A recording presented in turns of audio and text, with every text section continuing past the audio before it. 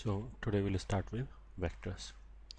Vectors में initially तो बहुत सिंपल सी चीज़ें हैं which you must be knowing already, क्योंकि फिजिक्स में 11th में सबसे पहले वेक्टर ही पढ़ते हैं. बट फिर भी I go through it very quickly. But I do expect and assume that you know all these things कि एंगल कैसे डिफाइन करते हैं, यूनिट वेक्टर क्या होता है, नल वेक्टर क्या होता है, and so on. For the sake of completion I am going through it bit fast. First point क्या है? Any directed line segment is called a vector and is usually denoted by. ये पता ही है कि vector को ऐसे denote करते हैं, ठीक है. And is denoted by A vector, और ये ठीक है, ए वेक्टर ऐसे रिप्रेजेंट कर सकते हैं, ऐसे रिप्रेजेंट कर सकते हैं, दोनों एक ही बात है. या फिर इन सम बुक्स यूल फाइंड कि वो ऐसे बोल्ड ए बना देंगे वेक्टर के लिए ना, तो ऐसे रिप्रेजेंट कर सकते हैं. तो ऐसे लिखना बहुत इनकन्वीनियंट है, तो of course I won't use it, I will use it this और दिस. ये ठीक है. एरो लगाओ या फिर केवल ऐसे बार लिखो, दोनों एक ही बात है, ठीक है. दोनों सेम चीज़, एक ही ए वेक्टर को रिप्रेजेंट कर रहे हैं, ठीक है. अब तुम्हें ये लग रहा होगा कि ये मैं इतनी छोटी सी बात क्यों बता रहा हूँ बार बार.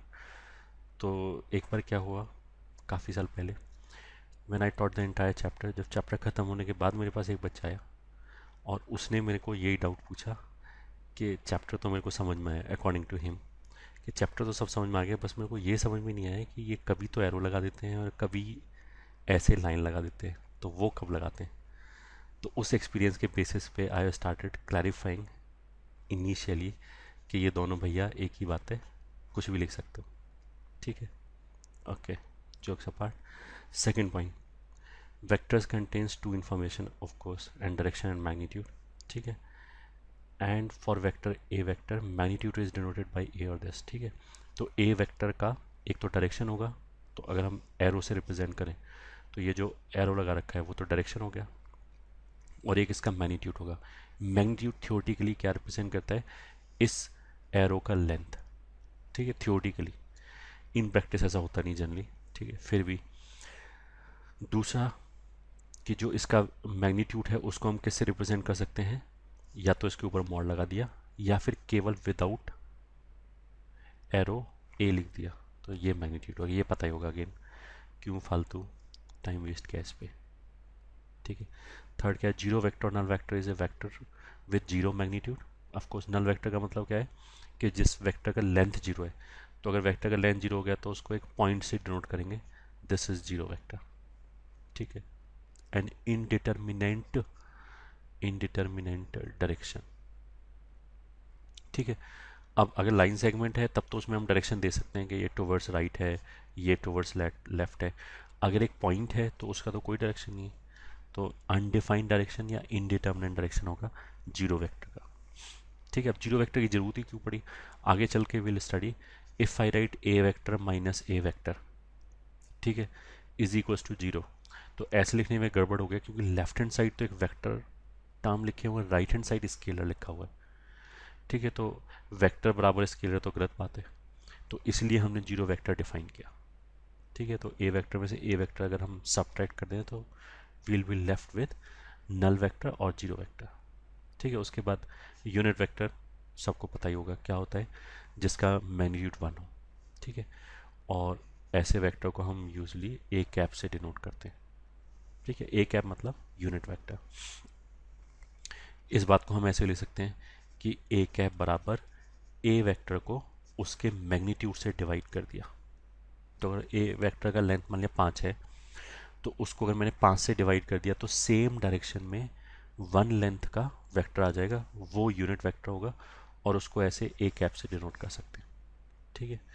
पांचवा point, position vector of a point is the vector obtained by joining the point with origin reference point and is directed towards it, ठीक है. उसका होना क्या, जैसे थ्री डायमेंशन स्पेस की बात करें, कोई भी एक पॉइंट पी दे रखा है, तो उसको हमने ओरिजिन से ज्वाइन किया, ठीक है. उसको हमने ऐसे ओरिजिन से ज्वाइन किया, तब जो ये वेक्टर आया O P vector, this is called position vector of point P, ठीक है. ओरिजिन से ज्वाइन करने के बाद जो जिस पॉइंट के पोजीशन वेक्टर की बात कर रहे हैं, जैसे यहाँ पे हम पी के पोजीशन वेक्टर की बात करें, तो डायरेक्शन भी हमने टुवर्ड्स पी दिया, ठीक है. Position vector of a point is unique. इसका मतलब क्या है कि एक पॉइंट के लिए एक ही पोजीशन वेक्टर आएगा, दो अलग अलग पोजीशन वेक्टर नहीं आ सकते। ठीक है, जैसे मतलब मैं तो इसको ऐसे बोलता हूँ कि मान लिया किसी ने हमें बोला कि पॉइंट ए का पोजीशन वेक्टर अल्फा वेक्टर है, और किसी दूसरे बंदे ने आके बोला कि बी का पोजीशन वेक्टर अल्फा वेक्टर है। तो जैसा हमें पता है कि position vector is always unique, that means कि A and B should be same point, और वाइस वर्सा। अगर हम बोलेंगे ए का पोजीशन वेक्टर अल्फा वेक्टर है, फिर किसी दूसरे ने आके बताया कि ए का पोजीशन वेक्टर बीटा वेक्टर है, ये ठीक है, with respect to same origin of course, तो फिर अल्फा वेक्टर और बीटा वेक्टर दोनों बराबर वेक्टर हो गया। ठीक है, इस बात का थोड़ा बहुत यूज़ कैसे आ सकता है, जैसे मान लिया हमने दो लाइन लिया, स्पेस में दो लाइन यू कैन अंडरस्टैंड कि वो इंटरसेक्ट करना जरूरी नहीं है। ये ठीक है, स्पेस के अंदर तो ऐसे करके स्क्यू लाइन्स भी हो सकते हैं।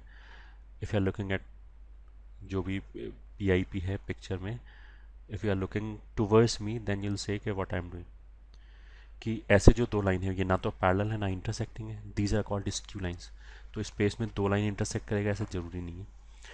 तो अगर मान लिया एक लाइन L1 है, एक लाइन L2 है, L1 के ऊपर मैंने कोई एक पॉइंट ढूंढा, उसका पोजीशन वेक्टर मेरे को अल्फा वेक्टर मिल गया, और L2 के ऊपर भी हमने कुछ कुछ किया और एक पॉइंट का पोजीशन वेक्टर अल्फा वेक्टर मिल जाए, तो अगर दो डिफरेंट लाइंस पे same point sorry same position vector वाला पॉइंट मिल जाए, that means lines will be intersecting and this alpha vector will be point of intersection का position vector. This could be the use of this fact that position vector of a point is unique. ठीक है, ऐसे मतलब ये prove हो सकता है कि दोनों लाइन इंटरसेक्टिंग है। फिर आगे फ्री और फिक्स्ड वेक्टर। ठीक है, a vector is called free vector, मतलब तुम तो ऐसे समझो कि मैथमेटिक्स में जितने भी हम वेक्टर यूज़ करेंगे सब फ्री वेक्टर है। फ्री वेक्टर का मतलब क्या होता है कि जैसे मान लिया मैंने ये ए वेक्टर लिखा और इसी को मैंने ट्रांसलेट कर दिया, यहाँ पे लिखा, तो ये दोनों ही ए वेक्टर हैं, दोनों ही बराबर वेक्टर हैं। ये ठीक है, उसका मतलब फ्री वेक्टर का मतलब क्या है कि हम वेक्टर को ट्रांसलेट कर सकते हैं। ऑफ कोर्स इतना भी फ्री नहीं कि हम रोटेट कर दें तो फिर तो डायरेक्शन ही चेंज हो जाएगा। अगर रोटेट करने से भी सेम वेक्टर आने लगा तो फिर दुनिया में कुछ बचेगा ही नहीं, सारे वेक्टर को एक ही चीज़ से रिप्रेजेंट कर सकते हैं। ठीक है, तो फ्री वेक्टर का मतलब क्या है कि हम ट्रांसलेट कर सकते हैं, तो यहाँ से ऐसे लिखना चलेगा, ऐसे नहीं चलेगा, रोटेट नहीं कर सकते। ठीक है, इफ़ जिस रूम में तुम बैठे हो अगर तुम उस रूम को देखो तो दैट इज़ ए क्यूबाइड, उसमें चार वर्टिकल लाइन है और चार बेस पे लाइन है और चार टॉप पे लाइन है। ये ठीक है, तो अगर जैसे मैं मेरी तरफ से एक रूम में किसी कॉर्नर की बात कर लेते हैं, एक ये वेक्टर हो गया, एक ये वेक्टर हो गया, एक ये वेक्टर हो गया। ठीक है, ये कोई कॉर्नर हो गया उसी रूम का, तो इसके करस्पॉन्डिंग ऐसे करके रूम में चार वेक्टर आ जाएंगे, फिर ऐसे इसके करस्पॉन्डिंग ऐसे करके चार आ जाएंगे, और ये वर्टिकल के करस्पॉन्डिंग ऐसे चार वेक्टर आ जाएंगे। ठीक है, तो फ्री वेक्टर का मतलब क्या है कि जो वर्टिकल एजेस हैं उनके करस्पॉन्डिंग जो वेक्टर आ रहा है all those vectors will be equal. अगर मैंने एक वर्टिकल वेक्टर को अल्फा वेक्टर बोला तो ऐसे करके जो चारों वेक्टर आएगा all four vectors will be alpha vector. उनकी फिजिकल लोकेशन से कोई फर्क नहीं पड़ता कि वो यहाँ पे रखा है या यहाँ पे रखा है, दोनों की बात है। ये ठीक है, और सिंपल एग्जांपल है, जैसे पैरेललोग्राम ले लिया ऐसे करके। ठीक है, पैरेललोग्राम है, लग नहीं रहा है बट मान लिया, तो ये वेक्टर और ये वेक्टर सेम वेक्टर है even if they are physically separated. ये अगर ए वेक्टर है तो इसको भी I represent with a vector. तो मैथ में तो सारे वेक्टर क्या है, फ्री वेक्टर। बस पोजीशन वेक्टर जो होगा, फ्री वेक्टर का मतलब क्या है कि जिसको हम ट्रांसलेट कर सकते हैं। ठीक है, अच्छा उससे भी पहले एक टर्म ये है कि जैसे अगर मैंने बोला कि ये वेक्टर है तो this is called initial point. ये ठीक है, and this is called terminal point और फाइनल पॉइंट। ठीक है, तो अगर वेक्टर फ्री वेक्टर है तो ऑफकोर्स उसका इनिशियल पॉइंट कुछ फिक्स नहीं है, फिर तो उसको ट्रांसलेट कराएंगे तो इनिशियल पॉइंट और फाइनल पॉइंट दोनों ही चेंज होगा। ठीक है, जो पोजीशन वेक्टर है, पोजीशन वेक्टर में इनिशियल पॉइंट हमेशा ओरिजिन ही होना चाहिए, तो position vector is a fixed vector, उसको ट्रांसलेट नहीं करा सकते। ठीक है, फिक्स्ड वेक्टर का मतलब क्या है कि जिसको ट्रांसलेट ना कराया जा सके, जिसका इनिशियल पॉइंट ये फिक्स हो जाए। ऑफ कोर्स अगर इनिशियल पॉइंट फिक्स हो गया और वेक्टर ये फिक्स है तो फाइनल पॉइंट भी फिक्स हो जाएगा। तो फिक्स्ड वेक्टर के लिए क्या होगा, initial point as well as final point will be fixed points. ठीक है, बाकी इसने क्या लिखा है, the physical effect caused by free vector remain unchanged with the location of vector. ये ठीक है, मतलब लोकेशन ऑफ वेक्टर पे डिपेंड नहीं करता, जो भी वो वेक्टर किसके करस्पॉन्डिंग है। जैसे ये क्या लिखा है, फोर्स, मतलब जैसे कोई ऐसे बॉडी रखा है, ये ठीक है, इसका हम लीनियर मोशन एनालाइज कर रहे हैं, तो इसके ऊपर हमने फोर्स लगाया एफ, ठीक है, तो फोर्स यहाँ पे लगाया, यहाँ पे लगाया, उससे कोई फर्क नहीं पड़ता, ये ठीक है। बट अगर हम इसी बॉडी का मान लिया टॉपलिंग एनालाइज करें कि ये टॉपल हो रहा है या नहीं हो रहा है, फिर तो जो पॉइंट ऑफ एप्लीकेशन है वो मैटर करेगा, कि ऊपर लगाया तो जल्दी टॉपल होगा, ठीक है। तो फोर्स क्या है, फ्री वेक्टर की तरह ट्रीट हो रहा है या फिक्स्ड वेक्टर की तरह ट्रीट हो रहा है। तो अगर हम लीनियर मोशन की बात करें तो फ्री वेक्टर, टॉपलिंग की बात करें तो फिक्स्ड वेक्टर, या रोटेशन की बात करें जो इसने बोला है तो फिक्स्ड वेक्टर। मैथ में हमने क्या बोला कि घबराने की जरूरत है ही नहीं, जो भी हम पढ़ेंगे सब कुछ फ्री है, ये ठीक है, पोजीशन वेक्टर को छोड़ के बाकी सब फ्री वेक्टर है। तो जैसे हमने बोला कि एक पैरेललोग्राम में अगर ये बी वेक्टर है तो ये भी बी वेक्टर है, ठीक है। फिजिकली यहाँ पे रखा है, यहाँ पे रखा है, उससे कोई फर्क नहीं पड़ता, इसको स्पेस में कहीं पे भी ट्रांसलेट करा सकते हैं, ठीक है। Then next thing comes equal vector. Two vectors are called equal vector if they have same direction and magnitude and represent same physical quantity, ठीक है। मतलब वेक्टर एग्जैक्टली आइडेंटिकल होना, एग्जैक्टली सेम होना चाहिए, तभी उसको इक्वल वेक्टर बोलेंगे। मतलब एक तो डायरेक्शन सेम हो, पहला चीज़, दूसरा मैग्नीट्यूड भी सेम हो, और तीसरा सेम फिजिकल क्वांटिटी को ही रिप्रेजेंट करे। मतलब ऐसा नहीं होना चाहिए कि ये डिस्प्लेसमेंट वेक्टर है और ये फोर्स वेक्टर है तो ये दोनों इक्वल नहीं होगा, क्योंकि वो अलग अलग फिजिकल क्वांटिटीज़ को रिप्रेजेंट कर रहे हैं, ठीक है। इक्वल वेक्टर कुछ भी नहीं। Parallel vector, if the line of application of two vector is parallel then they are called parallel vector, ये ठीक है। या फिर इसको कोलिनियर वेक्टर भी बोलते हैं, कोलिनियर वेक्टर्स। तो दो वेक्टर्स को कोलिनियर कब बोलेंगे, अगर उनका लाइन ऑफ एक्शन इज कुछ भी नहीं, नथिंग बट उसी वेक्टर को ऐसे आगे करके बढ़ा दिया, तो ये वाली जो लाइन है वो इस वेक्टर का लाइन ऑफ एक्शन है, ठीक है। तो अगर जैसे मान लिया एक वेक्टर ये लिया, दूसरा वेक्टर ये लिया, तो दोनों की जो लाइन है करस्पॉन्डिंग, वेक्टर तो वैसे इतना सही है, बट जो लाइन ऑफ एक्शन है वो ये पूरी लाइन है, ठीक है। ये दोनों लाइन ऑफ कोर्स पैरेलल है, तो these two are called parallel vector या फिर कोलिनियर वेक्टर, ठीक है, या collinear, whatever you want to say. अच्छा, अगर डायरेक्शन ऑपोजिट है तो भी ये कोलिनियर वेक्टर है, ठीक है, दिस इज ऑल्सो कोलिनियर। ये मान लिया ए वेक्टर है, बी वेक्टर है, सी वेक्टर है, तो ए वेक्टर और बी वेक्टर कोलिनियर है, ए वेक्टर और सी वेक्टर कोलिनियर है, बी वेक्टर और सी वेक्टर कोलिनियर है, A vector B vector C vector तीनों कोलिनियर है, ये भी सही है, ये ठीक है। डायरेक्शन वाइज क्या है, बी और सी का सेम डायरेक्शन है, they are called like vectors. Like vectors मतलब डायरेक्शन सेम है, एंड अगर डायरेक्शन ऑपोजिट है they are called unlike vectors, ठीक है। यूजुअली ये टर्म यूज होता नहीं है। Like vector same direction, unlike vector opposite direction, collinear मतलब दोनों, लाइक प्लस अनलाइक को मिला के हम क्या बोलेंगे, कोलिनियर। तो अगर हमने बोला दो वेक्टर कोलिनियर है तो सेम डायरेक्शन भी हो सकता है एंड ऑपोजिट डायरेक्शन भी हो सकता है, ठीक है। ये पढ़ लो, if the line of application of two vector is parallel then they are called parallel vector, if the direction is same then they are called like vectors, and if their direction is opposite then they are called unlike vectors। ये वो दो term हो गए, ठीक है। Moving on, ninth point says angle between two vectors, ठीक है।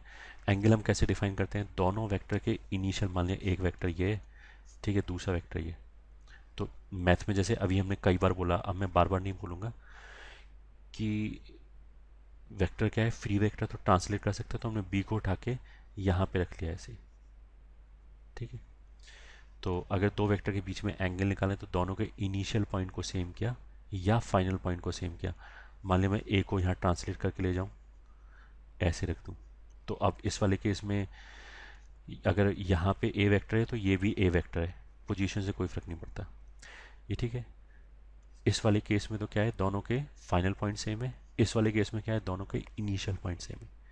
अब जो उनके बीच में एंगल आ रहा है, ये एंगल थीटा या फिर ये एंगल थीटा, दोनों बराबर ही होगा। That is defined as angle between their directions या फिर angle between two vectors, and it can go from zero से लेके पाई। तो अगर दो वेक्टर के बीच में एंगल थीटा है तो that can go from zero to pi. A vector और बी वेक्टर के बीच के एंगल को डिनोट करने का एक तरीका ये है, ठीक है। ये जो स्टेटमेंट लिखा है इस ये जो ब्रैकेट के अंदर पूरा स्टेटमेंट लिखा है, इसका मतलब क्या है कि we are talking about angle between A vector and B vector, ठीक है। तो फॉर एग्जांपल अगर ए वेक्टर ये है और मान लिया ए वेक्टर ये है, बी वेक्टर ये है, ये 30 डिग्री एंगल है, तो इन दोनों वेक्टर्स के बीच में कितना एंगल है, 30 डिग्री नहीं बोलेंगे, क्योंकि इस वाले केस में ना तो इनिशियल पॉइंट सेम है ना फाइनल पॉइंट सेम है। तो या तो हमने इनिशियल पॉइंट सेम बनाया, तो उस वाले केस में ए वेक्टर ये आ गया, और इनिशियल पॉइंट बी का ये है तो इसको उठा के यहाँ पे रखा, तो वो कुछ ऐसे बनेगा, ठीक है। बी ए, अगर ये एंगल 30 डिग्री है तो फिर इधर ये वाला एंगल या फिर ये वाला एंगल 150 डिग्री होगा। तो इस पर्टिकुलर केस में ए वेक्टर और बी वेक्टर के बीच का एंगल कितना हो जाएगा, 5π/6, दैट इज 150 डिग्री, ठीक है। तो ऐसे एंगल डिफाइंड है। जीरो होने का मतलब क्या है, लाइक वेक्टर्स हो गए। पाई होने का मतलब क्या है, अनलाइक वेक्टर हो गए। जीरो और पाई दोनों मिला के बोले तो कोलिनियर वेक्टर हो गए। तो अगर दो वेक्टर कोलिनियर है तो उनके बीच में एंगल कितना होगा, आइदर जीरो और पाई, ठीक है। Let's move ahead. हाँ, ये तो वही लिखा है कि इनिशियल पॉइंट सेम बना लिया, then angle between the vector ये ऐसे और आता है, ठीक है। ऐसे डिनोट करते हैं, ए वेक्टर लिखा, बी वेक्टर लिखा, ब्रैकेट लगाया और ऊपर इस टाइप से कैप टाइप लगा दी। तो जैसे इस वाले केस में दोनों का डायरेक्शन सेम है तो एंगल कितना हो गया, ज़ीरो। इसमें दोनों का ये इनिशियल पॉइंट सेम है तो एंगल कितना हो गया, 30 डिग्री। ये ऑफ कोर्स 90 डिग्री। इस वाले केस में ऑपोजिट डायरेक्शन है, एक का डायरेक्शन ये, एक का ये, तो कितना हो गया, 180 डिग्री या फिर पाई। ये वही एग्जाम्पल है जो बाई चांस अभी हमने डिस्कस किया था कि अगर ये 30 है तो एंगल 150 होगा, ठीक है। इसमें दोनों के फाइनल पॉइंट सेम है तो फिर एंगल 60 डिग्री ही होगा, क्योंकि इनिशियल पॉइंट या फाइनल पॉइंट सेम होना चाहिए, ठीक है। तो हमने ऐसे करके एंगल डिफाइन किया, ओके। फिर नेक्स्ट पॉइंट क्या है, एलजेब्रा ऑफ वेक्टर्स। उसमें first point multiplication with a scalar. अगर कोई वेक्टर दे रखा है जैसे ए वेक्टर, उसका लेंथ मान लिया 2 है, तो 2a वेक्टर क्या होगा, अगर मैंने इस वेक्टर ए को एक स्केलर 2 से मल्टीप्लाई कर दिया तो 2a वेक्टर क्या होगा, सेम डायरेक्शन में दुगनी लेंथ का, डबल लेंथ का वेक्टर आ जाएगा, दैट इज 4 यूनिट्स। तो अगर ये 2 है तो ये कितना हो जाएगा, 4 यूनिट्स, ठीक है।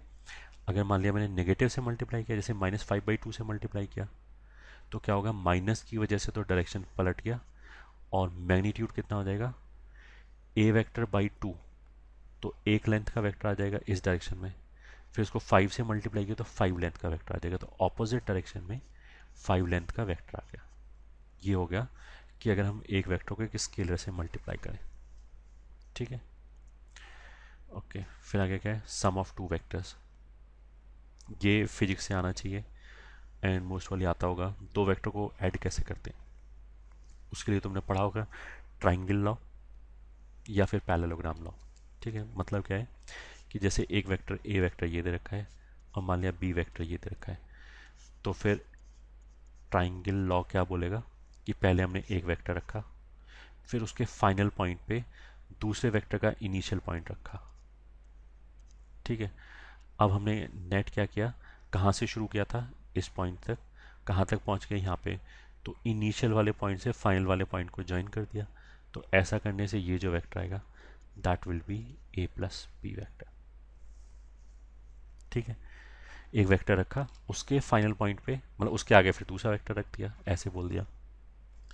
या अगर प्रॉपर लैंग्वेज में बोलना चाहो तो पहले वेक्टर के फाइनल पॉइंट पे दूसरे वेक्टर का इनिशियल पॉइंट रख दिया, ये ठीक है। और फिर स्टार्टिंग पॉइंट से फाइनल पॉइंट को ज्वाइन कर दिया टूवर्ड्स फाइनल पॉइंट, तब जो वेक्टर आएगा वो कितना आएगा, a प्लस बी वेक्टर। दूसरा क्या है, पैरेललोग्राम लॉ।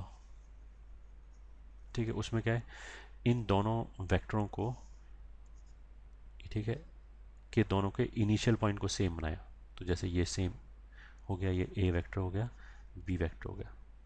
इनिशियल पॉइंट को सेम बनाने के बाद हमने पैरेललोग्राम कंप्लीट किया। तो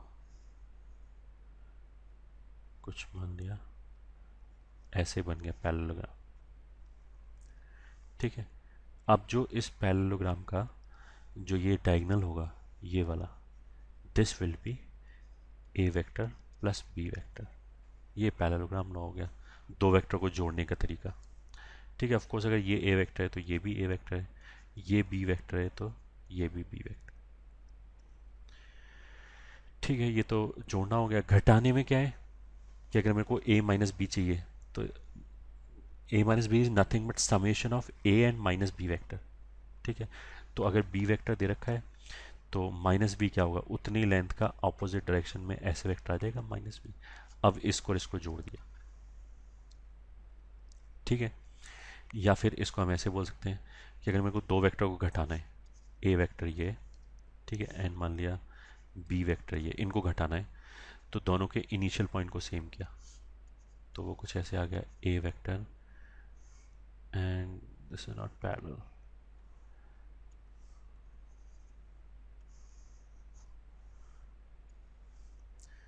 तो मान लिया समथिंग लाइक ये, मान लिया बी वेक्टर है। ठीक है, तो अगर मेरे को घटाना है तो क्या करो, फाइनल पॉइंट को ज्वाइन कर दो इनके। ठीक है, तो फाइनल पॉइंट मतलब ये और ये, इनको ज्वाइन कर दिया ऐसे करके। अब इसको डायरेक्शन देने के दो तरीके हैं, इधर भी दे सकते हैं लेफ्ट में और राइट में भी दे सकते हैं। तो किधर डायरेक्शन देंगे, वो तो जिधर भी डायरेक्शन दिया उसको पहले लिख दिया। तो जैसे इसमें ये टुवर्ड्स बी है, ठीक है, ये इधर बी की तरफ है, तो इसको डायरेक्शन को हम क्या लिखेंगे, बी वेक्टर माइनस ए वेक्टर। ये ठीक है, ये बी वेक्टर माइनस ए वेक्टर हो गया। अगर मैं मान लिया डायरेक्शन दूसरी साइड में दूँ, ऐसे डायरेक्शन दूँ, तो फिर टुवर्ड्स ए हो गया तो ए माइनस बी हो गया। ए माइनस बी और बी माइनस ऑफ कोर्स एक दूसरे का नेगेटिव होगा, तो वेक्टर वाइज ऑपोजिट डायरेक्शन में होगा। ठीक है, इसको यहाँ से भी निकाल सकते हैं पैरेललोग्राम लॉ से। तो जैसे अगर ए वेक्टर और बी वेक्टर दिया, तो जो उनके डायगोनल्स आएंगे, ठीक, ए वेक्टर और बी वेक्टर दिया, तो दोनों के हमने इनिशियल पॉइंट को सेम बनाया, एक पैरेललोग्राम कंप्लीट किया। उस पैरेललोग्राम के जो दो डायगोनल आएंगे उसमें एक तो ए प्लस बी वेक्टर होगा, वो तो ये वाला वेक्टर हो गया, और जो दूसरा वेक्टर होगा वो ए माइनस बी होगा। ठीक है, ए माइनस बी या बी माइनस है वो डिपेंड करता है हम किधर डायरेक्शन देते हैं। तो अगर मैंने इधर डायरेक्शन दिया तो उसका मतलब क्या है कि ये किधर डायरेक्शन है, टुवर्ड्स से, तो ये हो गया ए माइनस बी। उल्टा देंगे तो बी माइनस ए।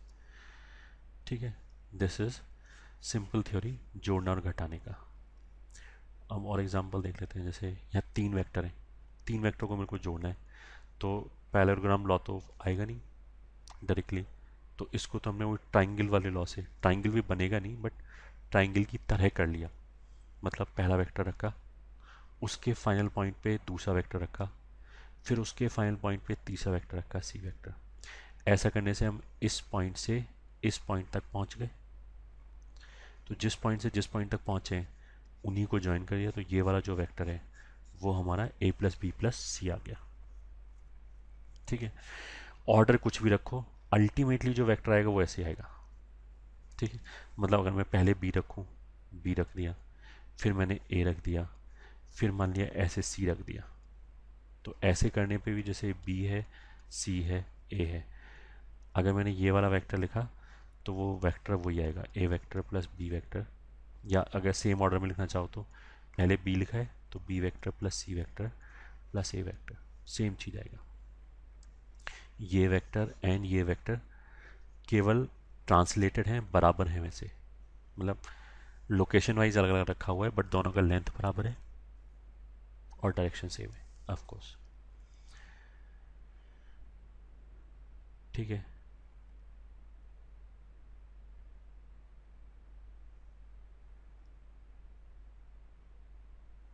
एंड ये सब देख लिया बस, और क्या। ए माइनस बी निकालने का तरीका वो हमने बता ही दिया। ठीक है,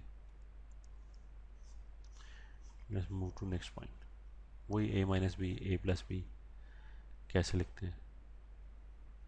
मतलब इसको समझने का एक तरीका ये भी है कि तुम्हें कोई भी डायग्राम दे रखा है, ठीक है, मान लिया ये ए है, ये ठीक है, ये बी है, और ये मान लिया सी है, कोई भी ऐसा डायग्राम दे रखा है। तो अगर मेरे को एक पॉइंट से बी दूसरे पॉइंट तक जाना है, मान लिया पी क्यू आर, तो एक पॉइंट से दूसरे पॉइंट तक जाते समय जितनी वेक्टर रास्ते में आए सब जोड़ दिया। उसका मतलब क्या है कि पी क्यू वेक्टर को मैं कैसे लिख सकता हूँ? पी क्यू वेक्टर का मतलब क्या है? पी पॉइंट से क्यू पॉइंट तक जाने, मतलब ये वाला वेक्टर हो गया। तो अब पी से क्यू तक चले जाओ, रास्ते में जो वेक्टर मिले जोड़ दो उसको। तो पी से क्यू तक जाने का एक तरीका तो ये है कि ऐसे ही चले गए, तो वो तो ए वेक्टर आ गया। या फिर ऐसा भी कि ऐसे घूम के जा सकते हैं। तो रास्ते में कौन कौन वेक्टर आया? B vector and, sorry, C vector and B vector. तो this is also equals to C vector plus B vector, ठीक है। या फिर और ऐसे ही मान लिया हमें ये दे रखा है, ठीक है, ये ए वेक्टर है, ये बी वेक्टर है, सी वेक्टर है, और फिर मेरे से पूछा जाए कि ये वेक्टर बताओ कौन सा है, ठीक है। कुछ भी नहीं, इस पॉइंट से शुरू करके मैं इस पॉइंट तक चला गया और रास्ते में जितने वेक्टर आए जोड़ दिए। तो जैसे मान लें ये पॉइंट ए है, ये पॉइंट बी है, तो ए से मैंने चलना शुरू किया, तो ए से पहले ये गया, तो कौन रास्ते में आया? सी वेक्टर, तो सी। फिर जब इस पॉइंट से इस पॉइंट तक गए, तो फिर रास्ते में हमें कौन मिला? माइनस बी वेक्टर, क्योंकि इसका बी वेक्टर का डायरेक्शन उल्टा है, हमें तो ऐसे जाना है, इस डायरेक्शन में ऐसे।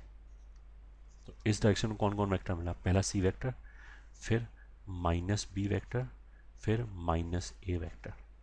तो उसका मतलब क्या है कि इस डायरेक्शन, इस डायग्राम के हिसाब से जो ए बी वेक्टर है, गोइंग फ्रॉम ए से बी, इसीलिए ए पहले आया, ए से बी की तरफ, ये जो वेक्टर है वो यही वेक्टर हो गया। इसमें कुछ याद वाद करने लायक कोई चीज़ ही नहीं, ठीक है, स्ट्रेट फॉरवर्ड हो गया, ठीक है। If the two vector A vector and B vector, ये ठीक है, पॉइंट टू बी नोटेड क्या क्या है? For two vectors A vector and B vector, taking them at adjacent sides of a parallelogram, taking them at adjacent sides. If a parallelogram is drawn, then one of the diagonal will represent sum and other will represent difference, ठीक है। मतलब कैसे भी करके बना लिया। ये मान लिया ए वेक्टर है, ये बी वेक्टर है, अब दोनों के इनिशियल पॉइंट सेम नहीं है, बट उससे कोई फर्क नहीं पड़ता। तो ऐसे करके जो डायग्राम कंप्लीट हुआ, ठीक है, जो पैरेललोग्राम कंप्लीट हुआ, उसके जो डायगोनल आएंगे वो एक इसके सम को रिप्रेजेंट करेगा, दूसरा डिफरेंस को रिप्रेजेंट करेगा। सम को रिप्रेजेंट कौन करेगा? अब तुम इसको ऐसे लिखना, मान लिया ए बी सी डी, तो ए सी वेक्टर क्या आएगा? ए से सी तक चले जाओ किसी भी रास्ते से। अच्छा, अगर ये बी वेक्टर है तो ये भी बी वेक्टर होगा, ठीक है। तो अब मेरे को ए से सी तक जाने में कौन कौन वेक्टर मिला? ए वेक्टर तो सेम डायरेक्शन में मिला, बी ऑपोजिट मिला, तो ये हो जाएगा ए माइनस बी, ठीक है। इसमें डायग्राम में क्या है कि यहाँ पे ए का इनिशियल पॉइंट है और बी का फाइनल पॉइंट है। अगर ये बी का भी इनिशियल पॉइंट होता तो फिर यहाँ से निकलने वाला जो वेक्टर है वो सम वेक्टर होता, यहाँ पे वो डिफरेंस वेक्टर हो गया, ठीक है। तो इसी डायग्राम के हिसाब से बी डी वेक्टर कितना होगा? तो बी डी वेक्टर मतलब ये वेक्टर कौन सा होगा? तो बी से डी तक चले जाओ, कैसे चले जाएं? ऐसे जा सकते हो, किसी भी रास्ते से जाओ सेम ही वेक्टर आएगा। तो ऐसे जाने में पहले माइनस ए के उल्टा गए और बी के भी उल्टा गए, तो this will be minus A minus B, this is your B D vector. तो रिलेटिवली इसमें दोनों के बीच में प्लस साइन है और इसमें रिलेटिवली दोनों के बीच में माइनस साइन। तो ये कहने का मतलब ये था, ठीक है। फिर अगेन लेट्स मूव फॉरवर्ड। ये वही सारे डायग्राम हो गए, जैसे यहाँ से लेके, यहाँ से किसी भी पॉइंट से चल के अगर हम वापस उसी पॉइंट तक आ जाएं वापस, तो रास्ते में जितनी वेक्टर आएंगे सबका नेट सम जीरो आएगा। तो जैसे मान लिया मैं इसी पॉइंट से चल के और घूम के इसी पे वापस आ जाऊँ, तो रास्ते में जितने वेक्टर आए सब जीरो, उन सबका सम जीरो हो जाएगा। तो ये जैसे उल्टा चलने में ए के ऑपोजिट आया तो माइनस ए, फिर बी सेम डायरेक्शन में सी ऑपोजिट तो प्लस बी और माइनस सी, फिर डी सेम डायरेक्शन में ई ऑपोजिट तो प्लस डी माइनस सी बराबर जीरो वेक्टर होगा, ये जीरो नहीं होगा। वहाँ से ये आ गया। इसके हेल्प से हम कुछ भी कर सकते हैं, ठीक है, अब आगे क्या हुआ, ट्राइंगल इनइक्वालिटी। ट्राइंगल में क्या है, जैसे मान लिया मैंने एक ट्राइंगल बनाया, ये ए वेक्टर है, ये बी वेक्टर है, तो ऑफ कोर्स ट्राइंगल लॉ से ये वेक्टर कौन सा हो गया, ए प्लस बी। ठीक है, तो अब इसमें क्या है, मान लिया ये पी क्यू आर है, तो P Q plus Q R, triangle में पी क्यू वेक्टर नहीं लिखा मैंने, पी क्यू लेंथ लिखा है ये, ठीक है, या फिर पी क्यू साइड लेंथ, तो दो साइड का सम तीसरे साइड से ज़्यादा होता है। ठीक है, तो पी क्यू कितना हो गया, ए वेक्टर का लेंथ जो होगा, तो ए वेक्टर का लेंथ प्लस बी वेक्टर का length will be greater than A plus B vector का मॉड, मतलब इस वेक्टर का लेंथ। अच्छा, अगर मान लिया ए वेक्टर ऐसा हो और बी वेक्टर ऐसे हो, तब ए प्लस बी ये वाला वेक्टर आ जाएगा, उसका लेंथ किसके बराबर होगा, इन दोनों के लेंथ के सम के बराबर, तो ये इक्वल्स टू भी हो सकता है ये। ठीक है, बट इन जनरल हमारे पास ट्राइंगल इनइक्वालिटी क्या आया, ए वेक्टर का मॉड प्लस बी वेक्टर का mod will be greater than equals to mod A plus B. ये ठीक है, ये वैसे इसी तरह की चीज़ हम कॉम्प्लेक्स नंबर में कर चुके हैं ऑलरेडी। ठीक है, ये ट्राइंगल की इक्वालिटी है। अच्छा, यहाँ पे इक्वालिटी कब होल्ड करेगा, मतलब दोनों साइड बराबर कब होगा, जब A vector and B vector like vector हो जाए, सेम डायरेक्शन होनी चाहिए, तभी इक्वालिटी होल्ड करेगा, तभी इस लेंथ का सम इसके बराबर आएगा। ठीक है, अब जैसे किसी भी ट्राइंगल में दो साइड का सम तीसरे से ज़्यादा होता है, तो उसको हम ऐसे ही बोल सकते हैं कि दो का डिफरेंस तीसरे से छोटा होता है। ठीक है, तो इसी में दो साइड का जो लेंथ है वो ये और ये, तो इनका जो डिफरेंस है वो तीसरे साइड से छोटा होगा। अब चाहे माइनस लिखो चाहे प्लस लिखो, एक ही बात है। सही, एंड इक्वल्स टू भी हो सकता है। इक्वलिटी कब होल्ड करेगा, वो डिपेंड करता है कि राइट हैंड साइड पे प्लस लिया है या माइनस लिया है। ठीक है, बट जो इक्वलिटी है वो ये लाइक या अनलाइक पे ही होल्ड करेगा, तो कोई भी केस बना के देख लिया। ठीक है, जैसे मान लिया मैंने ऐसे लिखा, mod A vector minus mod B vector is less than equals to mod of A minus B, मैंने ये लिखा। इसमें मेरे को देखना है इक्वलिटी कब होल्ड करेगा। डिफरेंस का मतलब क्या है कि बड़े में से छोटे को घटा दिया, तो अब इसमें बना लूँ, मान लिया ए वेक्टर है, ये बी वेक्टर है, ये मान लिया ए वेक्टर है, ये बी वेक्टर है, अगर ये लाइक वेक्टर है तो। ठीक है, ये क्या हो गया, ए माइनस बी, तो ए माइनस बी क्या होगा, ये वाला वेक्टर बचा, ए में से अगर बी को निकाल दिया तो जो इसका लेंथ है, ठीक है, इधर क्या है कि ए वेक्टर का लेंथ माइनस बी वेक्टर का लेंथ, मतलब इस पूरे लेंथ में से इतना निकाल दिया तो भी इतना ही बचा। तो अगर मैंने ए वेक्टर और बी वेक्टर लाइक वेक्टर लिया तो यहाँ पे इक्वालिटी होल्ड करेगा, मतलब for equality A vector and B vector should be like vectors. ठीक है, तो ऐसे केसेस बना के देख लें। अनलाइक वेक्टर तुम अपने आप केसेस बना के देखना, इस पर्टिकुलर केस में होल्ड ही नहीं करेगा इनइक्वालिटी, मतलब ये बड़ा ही आएगा, ये वाला साइड बड़ा ही आएगा। ठीक है, ओके, अब एक क्वेश्चन कर लेते हैं, question 1, find the angle between A vector and B vector. First case, A का मैग्नीट्यूड 5, बी का मैग्नीट्यूड 6 और ए प्लस बी का मैग्नीट्यूड 11। तो यहाँ पे दिख रहा है 6 + 5 इज इक्वल्स टू 11, तो इक्वलिटी होल्ड करना चाहिए, मतलब तो ये कब पॉसिबल है, जब दोनों लाइक वेक्टर हो, तभी इसका लेंथ 6 इसका लेंथ 5, तो टोटल लेंथ यहाँ से यहाँ तक कितना हो गया 11। ये ठीक है, ये नहीं है, तो यहाँ पे तो हम ऐसे ही बता सकते हैं कि एंगल कितना होना चाहिए 0। दूसरे केस में क्या है, वो इस 5 6 एंड 11, बट इस बार ए माइनस भी है। ठीक है, तो ए माइनस बी क्या होना चाहिए, तो इस बार क्या होगा, बना के देख लो, एक अगर लाइक वेक्टर है, सॉरी एक लाइक नहीं, दोनों वेक्टर अनलाइक वेक्टर होने चाहिए, मतलब उनकी ऑपोजिट डायरेक्शन होना चाहिए, तभी क्या होगा कि जब मैं एक में से दूसरे को हटाऊंगा तो effectively they will get add, they will be added, तो जो लेंथ है वो तब जाके 11 होगा, तो अनलाइक वेक्टर है इसलिए पाई। ठीक है, तीसरा ये नोट कर लो, अपने आप सॉल्व कर लेना, ये आंसर है पाई। ठीक है, fourth part, sorry next question क्या है, if sum of two unit vectors is a unit vector then find angle between the vectors and magnitude of their difference. उसने बोला कि दो यूनिट वेक्टर को जोड़ा और जो उनका सम आया वो यूनिट वेक्टर ही आया, तो फिर उन वेक्टर्स के बीच में एंगल बताओ।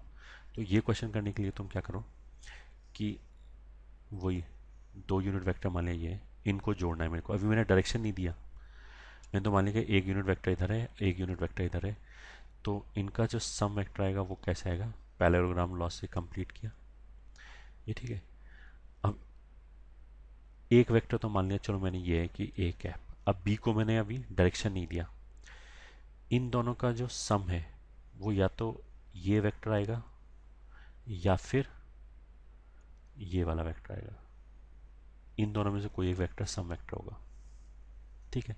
तो कौन सा सम वेक्टर होगा वो तुम ऐसे देख सकते हो, उसने क्वेश्चन में क्या बोला है कि ए कैप प्लस बी कैप का जो सम वेक्टर है वो भी एक यूनिट वेक्टर ही है, उसका लेंथ भी वन है, इसका लेंथ वन, इसका लेंथ वन, इसका लेंथ वन। उसका मतलब क्या कि ये लेंथ वन है, ये लेंथ वन है, तो दिख रहा है कि ये वाला लेंथ वन नहीं हो सकता, ये वन हो सकता है। तो उसका मतलब क्या है कि ये वेक्टर ही सम वेक्टर होना चाहिए। तो अब मैं दूसरे वेक्टर को ऐसे डायरेक्शन दूँ, आई डिसाइड कि यहाँ पे जो बी वेक्टर का डायरेक्शन है, यहाँ पे जो बी कैप है वो ऐसे दिया जाए ताकि ये सम बन जाए, ठीक है। तो सम बनने में क्या है, यहाँ से लेके यहाँ तक चले गए तो बी ऐसे होना चाहिए, तो ये प्लस ये will be this vector, this will become A cap plus B cap, ठीक है। तो ऑफ कोर्स ये लेंथ और ये लेंथ अगर तीनों बराबर हैं तो पी क्यू एस जो है वो इक्विलेटरल ट्रायंगल हो गया, तो उसका लगा ये टोटल एंगल कितना हो गया 60 degree. But this is not the angle between A vector and B vector, because A cap और बी कैप के लिए ये पॉइंट इनिशियल पॉइंट नहीं है दोनों का, एक का इनिशियल एक का फाइनल है। तो एंगल निकालने के लिए तो बी को आगे ऐसे शिफ्ट किया तब ये वाला एंगल आएगा। तो जो फर्स्ट पार्ट था कि वेक्टर्स के बीच का एंगल क्या होगा, तो उसका आंसर कितना आ गया 120 डिग्री, ठीक है। तो क्वेश्चन में ये था ना, sum then find angle between the vectors, तो इसका आंसर कितना हो गया 2π/3 या 120 degree and magnitude of their difference. उसका मतलब क्या है, डिफरेंस वेक्टर कितना हो जाएगा, ये वाला वेक्टर, इसका मैग्नीट्यूड मतलब इसका लेंथ चाहिए, ठीक है। तो let me again make the diagram, ये ए कैप, ओके, ये बी कैप, और ये रोमस हो गया क्योंकि दोनों साइड का लेंथ वन है, तो ये 90 डिग्री होगा। रोम्बस के अंदर जो डायगोनल होता है वो एंगुलर बाइसेक्टर भी होता है, पैरेललोग्राम में ऐसा नहीं होता है। अगर हमने पैरेललोग्राम ऐसे बनाया तो ये जो डायगोनल है this is not angular bisector, but rhombus में होता है। तो उसका मतलब क्या है कि ये 30 डिग्री हो गया, तो इसका लेंथ वन है, ये एंगल 30 डिग्री है, तो ये निकल आएगा ये, ठीक है। ये कितना हो जाएगा, वन का cos 30 विच इज √3/2। अब अगर ये लेंथ √3/2 है तो ये पूरा लेंथ √3 हो गया, और पूरा लेंथ ही हमें चाहिए। जो यहाँ पे बोला गया ना डिफरेंस का मैग्नीट्यूड क्या होगा, तो डिफरेंस का मैग्नीट्यूड √3 हो गया, ये दूसरे पार्ट का आंसर होगा, ठीक है। तो ऐसा करने से दोनों पार्ट्स सॉल्व हो गया।